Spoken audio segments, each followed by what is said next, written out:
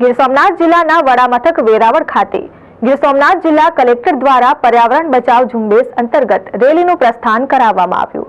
ગીર સોમનાથ જિલ્લાના વેરાવળ ખાતે IRM energy limited તેમજ શહેર ગેસ વિતરણ કંપની દ્વારા CNG ઓટો રેલીનું આયોજન કરાયું હતું, જેનું લીલી ઝંડી આપી પ્રસ્થાન ગીર સોમનાથ જિલ્લા કલેક્ટર DD જાડેજાએ કરાવ્યું હતું, જેમાં જિલ્લા ભાજપ પ્રમુખ મહેન્દ્ર પીઠિયા, શિક્ષણ સમિતિના ચેરમેન વિક્રમ પટાટ, RTO ઇન્સ્પેક્ટર તેમજ IRM કંપનીના પદાધિકારીઓ ઉપસ્થિત રહ્યા હતા।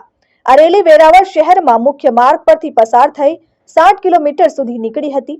લોકોમાં જનજાગૃતિ ફેલાવશે તેમજ CNG ની ઉપલબ્ધતા અને પર્યાવરણ પર તેની સકારાત્મક અસર સંદર્ભમાં જાગૃતિ ફેલાવવા CNG ઓટો તેની સારી માઇલેજ અને ઓછું ઈંધણની કિંમતે કારણે ડીઝલ ઓટોની તુલનામાં મોટી બચત કરી શકે છે। હાલમાં દેશમાં કેટલાય એવા હેરિટેજ તેમજ જગ્યાઓ છે જ્યાં પેટ્રોલ અને ડીઝલના વાહનોને પ્રતિબંધ છે, માટે CNG ગેસના વાહનમાં વપરાશથી પર્યાવરણને પ્રદૂષણ મુક્ત સાથે પૈસાની બચત પણ થાય છે।